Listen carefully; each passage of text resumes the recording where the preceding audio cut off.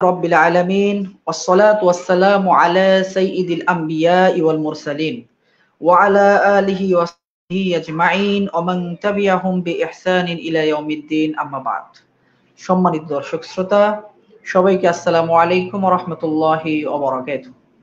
প্রশ্ন উত্তরের সত্যমনার চতুর্থ পর্ব আজ। আপনারা সবাই জানেন প্রশ্ন উত্তরের সত্যমনা ইতিপূর্বে আমরা তিনটি পর্ব এক এক করে তিনটি পর্ব আমরা শেষ করে আজকে চতুর্থ পর্বে আমরা উপনীত হয়েছি। আর প্রশ্ন উত্তরের সত্যমনা আপনারা জেনে থাকবেন, এবং যারা জানেন না তাদেরকে বলছি, প্রশ্ন উত্তরের সত্যমনা হচ্ছে নাস্তিকতাবাদ, সংশয়বাদ নিয়ে আপনাদের আছে যে প্রশ্নগুলো আপনারা আমাদের ইনবক্সে করেন, আমরা সেই প্রশ্নগুলো নিয়ে আলোচনা করি এই এপিসোডে।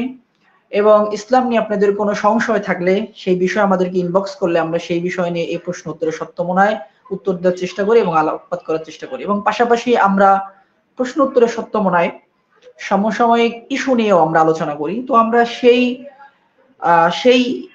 সেটার পথ ধরেই আজকে আমরা প্রশ্ন উত্তরের সত্যমনা চতুর্থ পর্বে বেশ কয়েকটি সমসাময়িক ইস্যু নিয়ে আমরা আলোচনা ইনশাআল্লাহ তাআলা। আপনারা যারা লাইভ প্রোগ্রামটি, আমাদের সত্যমনা প্রোগ্রামটি দেখছেন এখন, তাদেরকে বলবো আপনাদের যদি কোনো প্রশ্ন থাকে, আপনাদের যদি কোনো কথা থাকে, সেটা আমাদের ইনবক্স করবেন কিংবা আমাদের কমেন্টে জানাবেন। যদি প্রাসঙ্গিক হয়, আপনার প্রশ্ন যৌক্তিক হয়, তাহলে আপনি হন নাস্তিক কিংবা আস্তিক, আমরা আপনাদের সবার প্রশ্ন নিব এবং সেটা যৌক্তিক হলে আমরা সেটা নিয়ে আলোকপাত করার চেষ্টা করবো ইনশাআল্লাহ তাআলা। এবং যদি আমরা আপনার প্রশ্নের উত্তরটি ইতিপূর্বেই কোনো এপিসোডে আমরা দিয়ে থাকি কিংবা কোনো লেখনির মাধ্যমে আমরা দিয়ে থাকি, তাহলে আমরা আপনাকে মেনশন করব সেটা দেখে আসার জন্য। তো আমরা আর কথা না বাড়িয়ে আমরা ঢুকে যাচ্ছি প্রশ্ন উত্তরের সত্যমনার চতুর্থ পর্বে। আজকে আমরা বেশ কয়েকটি ইস্যু নিয়ে কথা বলবো। এর মধ্যে অন্যতম একটি ইস্যু হচ্ছে নাস্তিকদের ডাবল স্ট্যান্ডার্ড নীতি। আজকে বাংলাদেশের নাস্তিকরা তো সবচেয়ে বেশি ডাবল স্ট্যান্ডার্ড নীতিতে বিশ্বাস করে, এবং আমাদের পার্শ্ববর্তী যে দেশগুলো আছে সেগুলোতে একই অবস্থা। পাশাপাশি সারা পৃথিবী আমরা যদি নাস্তিকতাবাদের দিকে তাকাই, তাহলে আমরা দেখবো নাস্তিকতাবাদের যারা অন্ধ অনুসারী, তারা অর্থাৎ নাস্তিকরা ডাবল স্ট্যান্ডার্ড নীতিটা পরিপূর্ণভাবে তারা অনুকরণ করে। আজকে আমাদের সমসাময়িক ইস্যু নিয়ে যে আমরা আলোচনা করব, প্রত্যেকটা ইস্যুতেই আপনারা দেখবেন, আপনাদের কাছে স্পষ্ট হয়ে যাবে যে নাস্তিকরা কতটা ডাবল স্ট্যান্ডার্ড নীতি তাদের ভিতরে আছে। অর্থাৎ তারা কি পরিমাণ দ্বিমুখিতা তাদের ভিতরে, তারা কি পরিমাণ দ্বিচারিতা করে, আজকে আমাদের আলোচনা শুনলে আপনারা বুঝতে পারবেন ইনশাআল্লাহ তাআলা। আমরা শুরুতেই যাচ্ছি বাংলাদেশের সবচেয়ে আলোচিত এখন যে বিষয়টা, সেটা হচ্ছে রবীন্দ্রসঙ্গীত, যেটা আমাদের বাংলাদেশের জাতীয় সঙ্গীত হিসাবে রাখা হয়েছে। তো রবীন্দ্রসঙ্গীতটা নিয়ে যদি আমরা আলোচনা করি, সেই সঙ্গীত রাখা যাবে কি রাখা যাবে না, ইসলামপন্থীদের এখানে কথা আছে। পাশাপাশি এই দেশের যারা দেশপ্রেমীদেরও কথা আছে যে এটাকে রাখা যাবে কি যাবে না, এবং এর বিপক্ষে পক্ষে আলোচনা আছে। আমরা সেদিকে যাব না, যেহেতু আমরা প্রশ্ন উত্তরের সত্যমনা নাস্তিকতা রিলেটেড আলোচনা করি। তো সেই ক্ষেত্রে আমরা জাতীয় সঙ্গীত রাখা যাবে কি যাবে না, সেটা যৌক্তিক না, আমরা সে আলোচনায় না গিয়ে আমরা এখানে নাস্তিকতা রিলেটেড কি আলোচনা করতে পারি, আমরা সেদিকে ফোকাস করছি। আপনারা জানেন যে আমাদের বাংলাদেশের যে জাতীয় সঙ্গীত রবীন্দ্রনাথের লেখা, আমার সোনার বাংলা আমি তোমায় ভালোবাসি, এই সঙ্গীতের যে দ্বিতীয় যে লাইনটা, এই লাইনটা যদি আপনারা পড়েন, দ্বিতীয় যে পংক্তিটা যদি আপনারা পড়েন, দেখবেন চিরদিন তোমার আকাশ তোমার বাতাস আমার প্রাণে বাজায় বাঁশি। এই যে পংক্তিটা, আমরা পুরো সঙ্গীত নিয়ে কথা বলছি না, কারণ পুরো সঙ্গীত নিয়ে কথা বললে আমাদের দীর্ঘ সময় যাবে। আমরা একটা বাক্য, একটা লাইন, এটা নিয়ে আমরা আজকে আলোচনা করব, এবং সেটা নাস্তিকতা রিলেটেড আলোচনা।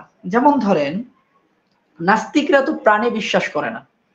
এখন এই যে আমরা যে জাতীয় সঙ্গীত নিয়ে কথা বলে নাস্তিকতাকে কেন আনছি, কারণ আমরা দেখতে পাচ্ছি এই জাতীয় সঙ্গীতের পক্ষে নাস্তিকপন্থী যারা, নাস্তিকতাবাদপন্থী যারা নাস্তিক এক কথায়, তারা এই সঙ্গীতটাকে রাখার জন্য বা এই সঙ্গীতের প্রতি তাদের ভালোবাসা দরদ এতটাই বেশি যে তারা এটাতে এই সঙ্গীতকে যেন রাখা হয়, এটাকে যেন কোনোভাবে বাদ দেয়া না হয়, এই কারণে তারা সবচেয়ে বেশি অ্যাক্টিভিজম চালাচ্ছে এবং সবচেয়ে বেশি তারা অ্যাক্টিভ, অনলাইন অ্যাক্টিভ, তারা যে তাদের অ্যাক্টিভিটি অনেক বেশি যে সঙ্গীতকে যেন রাখা হয়। এই জন্য আমরা নাস্তিকতা বিষয়টাকে এখানে নিয়ে এসেছি। আমি সেই সমস্ত নাস্তিক ভাইদেরকে বলবো যে আপনারা তো প্রাণে বিশ্বাস করেন না, তো এই সঙ্গীতের তো চিরদিন তোমার আকাশ তোমার বাতাস আমার প্রাণে বাজায় বাসি। আচ্ছা ভাই, প্রাণ বলতে কি কিছু আছে? আপনারাই তো বলেন প্রাণ বলতে কিছু নেই, রূহ আত্মা বলতে কিছু নেই। তাহলে আবার আপনি এমন একটা সঙ্গীতের প্রমোট করতেছেন যে সঙ্গীতে কিনা প্রাণ নিয়ে কথা বলা হচ্ছে, এর মানেটা কি? এবং আরো মজার বিষয় আমি বলি যদি, যে চিরদিন তোমার আকাশ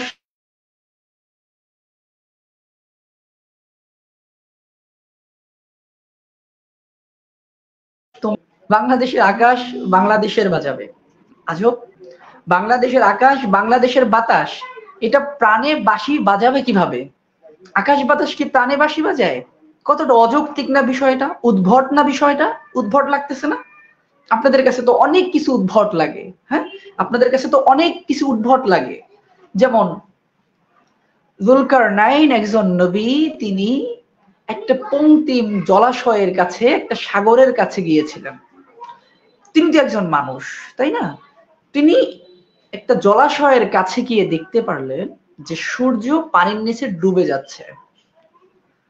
এটা কার দেখা? একজন মানুষ হিসাবে, একজন নবী হিসাবে একজন ব্যক্তির দেখা।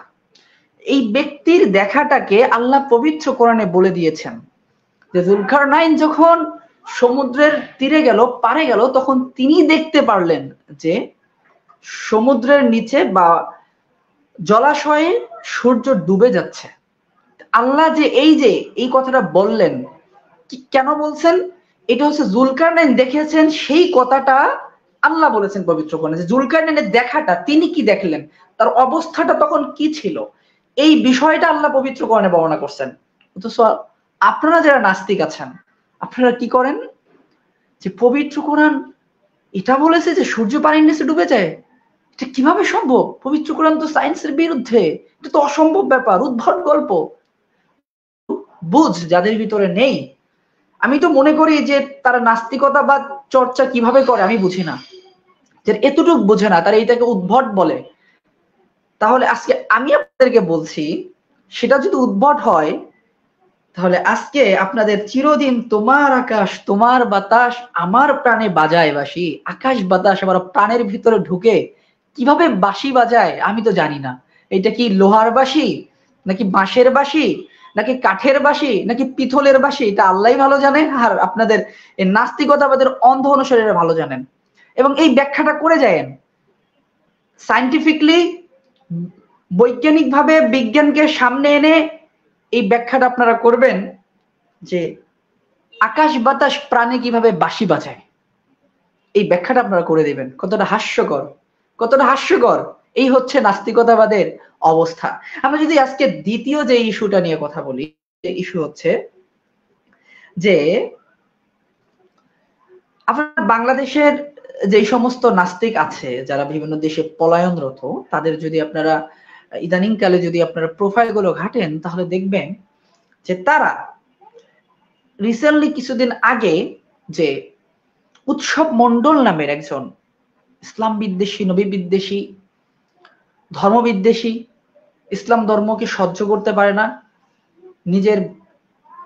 নিজে ভিন্ন ভিন্ন মত লালন করে বিধায় অন্য মতের মানুষকে গালিগালাজ, মুহাম্মদ সাল্লাল্লাহু আলাইহি সাল্লামকে নিয়ে সে ব্যঙ্গ বিদ্রুপ করেছে। তো এইরকম একটা মানুষের প্রতি স্বাভাবিকভাবেই তো যারা ধর্মপ্রাণ মানুষ তারা আঘাত পেয়ে স্বাভাবিকভাবেই তো তাদের একটা ক্ষোভের বহিঃপ্রকাশ হবে। এটা তো খুবই ন্যাচারাল একটা বিষয়, তাই না? যেটা আমরা দেখেছি অলরেডি হয়েছে। যদিও আমরা বিচার বহির্ভূত হত্যাকাণ্ড বলেন আর বিচার বহির্ভূত বিচার বহির্ভূত রাষ্ট্র, বিচার বহির্ভূত কাউকে বিচার করা, কাউকে শাসন করার আমরা কখনো এটার পক্ষে ছিলাম না। আমরা চাই রাষ্ট্র এমন আইন প্রণয়ন করুক যে আইন প্রণয়নের মাধ্যমে যারা যারা ধর্মকে বিদ্বেষ করে, অন্যকে গালিগালাজ করে, তাদের যেন একটা উপযুক্ত শাস্তি হয়, সর্বোচ্চ শাস্তি হয়। এটা রাষ্ট্র করুক, এটা আমরা চাই। আজকে রাষ্ট্রে আইনটা না থাকার কারণে হয়তো বা মানুষ আইন হাতে তুলে নিচ্ছে।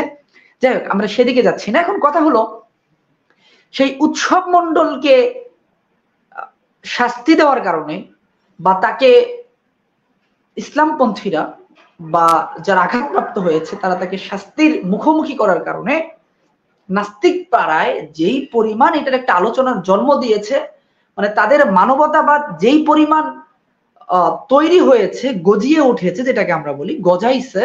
তো তাদের মানবতাবাদ যেই পরিমাণ গজাইছে, যেটা আসলে খুবই মানে চোখ বড় বড় হয়ে যাওয়ার কথা। মানে মানবতাবাদ দেখলে চোখ আসলে আপনার কপালে উঠে যাবে, অনেক বড় বড় চোখ হবে। এটা খুবই ভালো বিষয়, তাই না? খুবই ভালো বিষয়, আপনাদের মানবতাবাদ খুবই সুন্দর। কিন্তু আপনাদের ডাবল স্ট্যান্ডার্ড নীতি এত পরিমাণে পৌঁছে গেছে যে এই ধান্দাবাজি গুলো এখন আপনাদের নাস্তিকরাই বুঝতে পারছে। মনে আছে আপনাদের, এই যে এটা তো সেপ্টেম্বর মাস, এই সেপ্টেম্বর মাসের 1 তারিখের কথা,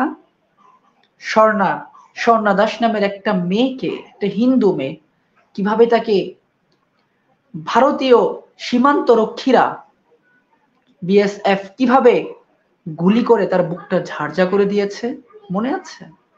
সে কিন্তু মুসলমান না, সে কিন্তু হিন্দু, সে কিন্তু একটা ভিন্ন ধর্মের মানুষ। এটা নিয়ে কিন্তু অনেক মুসলমান যারা অ্যাক্টিভিস্ট তারা কথা বলেছে, কিন্তু কোন নাস্তিক যারা উৎসব মণ্ডলের ব্যাপারে মানবতাবোধ জাগ্রত হয়ে গিয়েছিল, সেই একজন নাস্তিককে এই বিষয়ে কথা বলেছেন? একজন নাস্তিকও কিন্তু এই বিষয়ে কথা বলেননি। তাহলে আপনাদের মানবতাবাদ কোথায় গেল?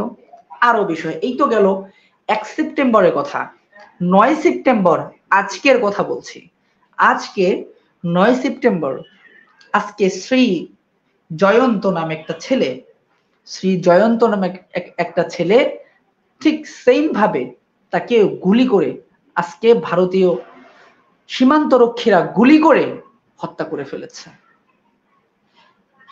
এই যে 1 তারিখ সেপ্টেম্বর, 9 তারিখ সেপ্টেম্বর, এই দুইবারে দুইটা নিষ্পাপ প্রাণ ঝরে গেল। কই, এটা নিয়ে তো আপনাদের কোনো প্রতিবাদ নাই, এটা নিয়ে তো আপনাদের কোনো লেখনী নাই, এটা নিয়ে আপনাদের তো কোনো বক্তব্য নেই। তাহলে যে উৎসব মণ্ডলকে নিয়ে আপনাদের এত বক্তব্য ছিল, এত কথা ছিল, বুঝলাম আপনাদের মানবতাবাদ বিশাল মাপের জাগ্রত হয়েছিল। তাহলে আজকে আপনাদের এদের বেলায় আপনাদের মানবতাবোধ কোথায় গেল? তাহলে এটা কি ডাবল স্ট্যান্ডার্ড নীতি নয়?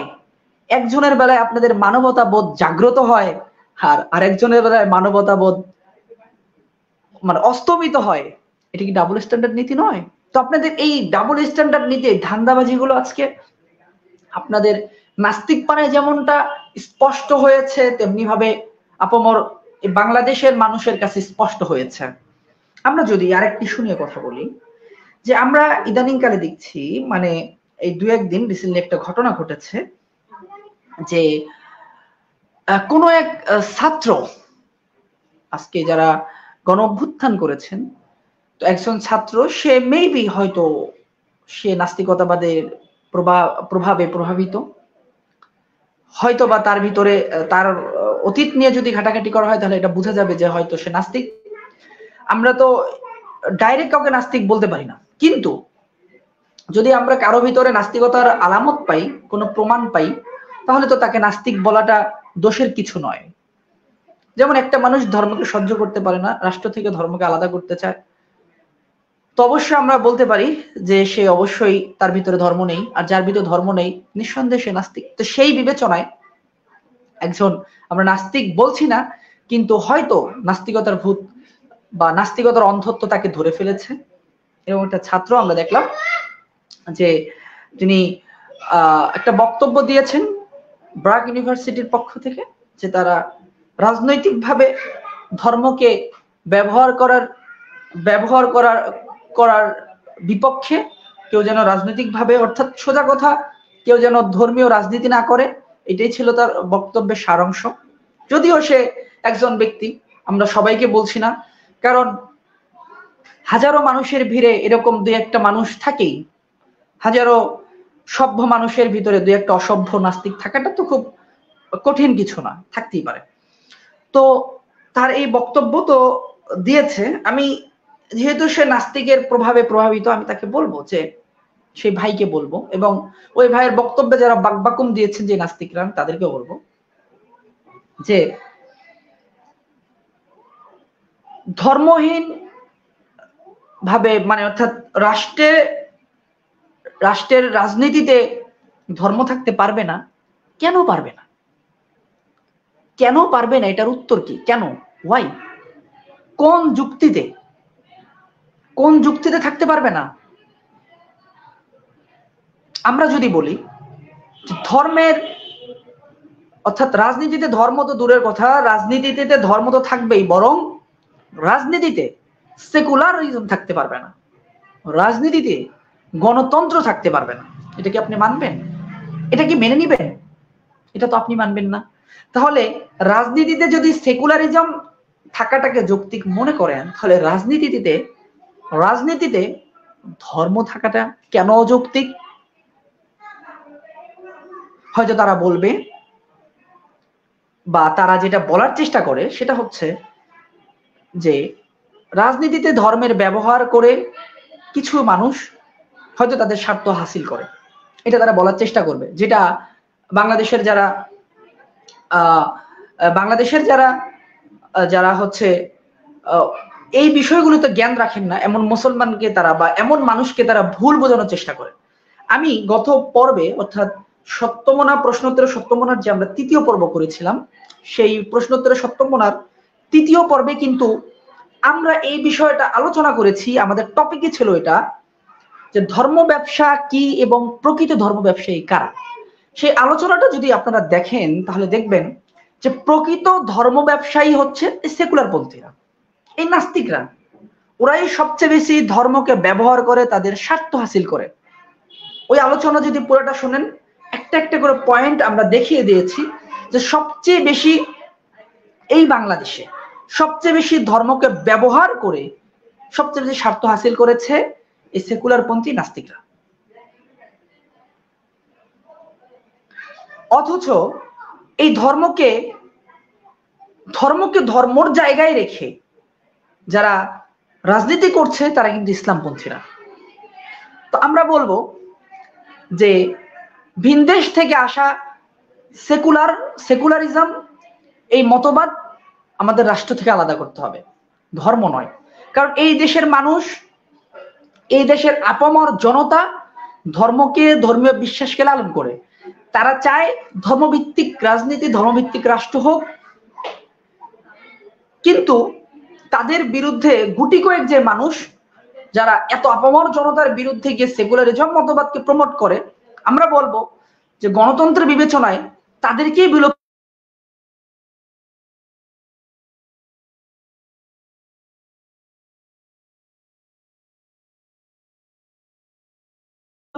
এবং আমাদের রাষ্ট্র, আমাদের লাইফটি স্পষ্ট শোনা যাচ্ছে কিনা আমাদেরকে জানাবেন। এবং আমাদের রাষ্ট্রকে সেকুলার প্রভাব মুক্ত রাষ্ট্র করতে হবে, কারণ সেকুলারিজম আর রাষ্ট্র একসাথে চলতে পারে না। সেকুলারিজম আর রাষ্ট্র একসাথে চলতে পারে না, কারণ একটা রাষ্ট্রে ধর্মীয় বিশ্বাসের মানুষ, বিভিন্ন ধর্মীয় বিশ্বাসের মানুষ থাকে। একটা রাষ্ট্রে যদি আমরা বিবেচনা করি, শতকরা 98% মানুষই কিনা কোনো ধর্মে বিশ্বাসী। তো সেকুলার যারা কিনা রাষ্ট্রকে ধর্ম থেকে আলাদা করতে চায়, তারা যদি কোনো রাষ্ট্রে জেকে বসে, তাহলে যে 98% সে হিন্দু, বৌদ্ধ, খ্রিস্টান, যে ধর্মের মুসলমান, তারা তাদের ধর্মীয় অধিকার পাবে না। তারা তাদের বিশ্বাস, তারা যে বিশ্বাস লালন করে, তারা যে সভ্যতায় নিজেদেরকে গড়ে তোলে, সেটা তারা কখনোই পালন করতে পারবে না। যেটা আমরা দেখে আসছি, সেকুলার তন্ত্র যেই সমস্ত রাষ্ট্রে খুব বেশি সেকুলার তন্ত্র প্রকট, সেই সমস্ত রাষ্ট্রে মানুষের ধর্মকর্ম পালনে তারা বাধাপ্রাপ্ত হয়, যেটা আমরা এই বিগত সেকুলার পন্থী স্বৈর শাসকের ক্ষেত্রে আমরা দেখেছি। এজন্য বলবো আমাদের রাষ্ট্রকে সেকুলার প্রভাব মুক্ত রাষ্ট্র করতে হবে, সেকুলার প্রভাব মুক্ত রাষ্ট্র। এখন কথা হলো, আমরা ধর্মীয় রাষ্ট্র করলে তাহলে কি অন্য ধর্মের মানুষ, আমরা যদি আমাদের দেশটাকে ধরে আমরা ধরি, যদি ইসলামপন্থী একটা মুসলিম রাষ্ট্র হিসেবে গড়ি, তাহলে কি অন্য ধর্মের মানুষ তার ধর্মীয় স্বাধীনতা পাবে? হ্যাঁ, অবশ্যই পাবে। কারণ আমাদের ধর্মের ফিলোসফি হচ্ছে, আমাদের ধর্মের কথা হচ্ছে পবিত্র কোরআনে আল্লাহ রাব্বুল আলামিন সূরাতুল কাফিরুনে বলেছেন, লাকুম দীনুকুম ওয়ালিয়া দিন। হে নবী, আপনি বলে দেন লাকুম দীনুকুম ওয়ালিয়া দিন, তোমাদের জন্য তোমাদের দিন, তোমাদের ধর্ম, আর আমাদের জন্য আমাদের দিন, আমাদের ধর্ম। তাহলে স্পষ্ট আমরা আমাদের দিন পালন করব, তারা তাদের দিন পালন করবে।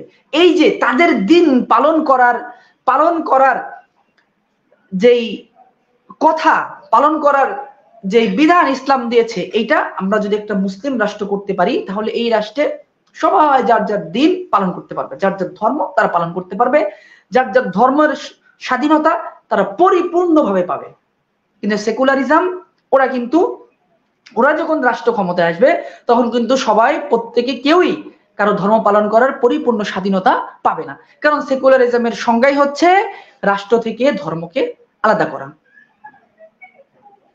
আজকে সেকুলারিজম থাকার কারণে আমরা কি দেখছি, যে মানুষ যখন ধর্মটাকে সাইডে রাখা হচ্ছে, তখন একের পরে এই যারা উগ্রপন্থী যারা নাস্তিক, তারা একের পর এক ধর্মকে ঘায়েল করছে, ধর্মীয় ব্যক্তিত্বদেরকে গালিগালাজ করছে, ধর্মের বিরুদ্ধে বিষোদ্গার করছে, তো তাদের কোনো শাস্তি হচ্ছে না। আলটিমেটলি আমরা এটাই দেখতে পাচ্ছি। সর্বশেষ আমরা আজকে যে বিষয়টা নিয়ে আলোচনা করে আজকে আমরা প্রশ্নোত্তর সপ্তম ও চতুর্থ পর্ব শেষ করব, সেটা হচ্ছে আমরা দেখতে পাচ্ছি বাংলাদেশে কিছু উগ্র নাস্তিক, এর অন্যতম একজন নাস্তিক হচ্ছে টয়লেট নাসরিন, যার সঠিক নাম হচ্ছে তসলিমা নাসরিন, যাকে আমরা টয়লেট নাসরিন বলি। কেন টয়লেট নাসরিন বলি? কারণ সে শুধুমাত্র তার মতবাদে কেউ বিশ্বাসী না এরকম মানুষকে সে সহ্য করতে পারে না। আপনি যদি একজন মুসলমান হন, তাহলে আপনাকে সে সহ্য করতে পারবে না। যে মানুষ একজন মানুষকে সহ্য করতে পারে না, যে মানুষ একজন মানুষকে ছায়া দেখতে পারে না, তারা তো মানবতা বিরোধী মানুষ। এই সমস্ত মানুষকে টয়লেট নাসরিন বলাটাই আমার কাছে মনে হয় যথাযথ এবং উপযুক্ত। তো সেই টয়লেট নাসরিন একজন উগ্রপন্থী, ইসলাম বিদ্বেষী, আপামর জনতা বাংলাদেশের মানুষের বিশ্বাসের বিরুদ্ধে যার অবস্থান, এই মানুষটার আর্টিকেল কিনা আমাদের দেশের কিছু প্রিন্ট মিডিয়া, কিছু পত্রিকা নিয়মিতভাবে পাবলিশ করছে। আমার প্রশ্ন হচ্ছে, একজন দেশদ্রোহী, রাষ্ট্রদ্রোহী, এই রাষ্ট্রের মানুষের ধর্মের বিরুদ্ধে যার অবস্থান, এরকম একটা বিতর্কিত লেখিকার আর্টিকেল কেন আমাদের দেশের কিছু পত্রিকা প্রকাশ করে?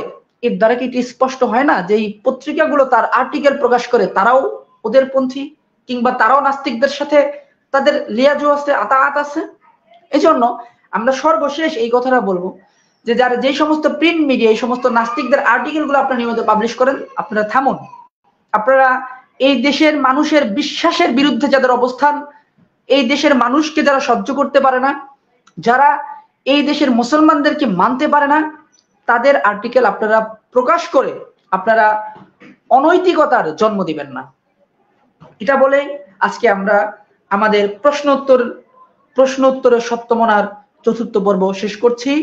সবাই ভালো থাকবেন। ইনশাল্লাহ আমরা আপনাদের প্রশ্নগুলো নিয়ে এবং সমসাময়িক ইস্যু নিয়ে আবার দেখা হবে প্রশ্নোত্তরে সপ্তমনার পঞ্চম পর্বে। সেই সময় পর্যন্ত আপনারা ভালো থাকবেন। আসসালামু আলাইকুম ওয়া রাহমাতুল্লাহি ওয়া বারাকাতুহু।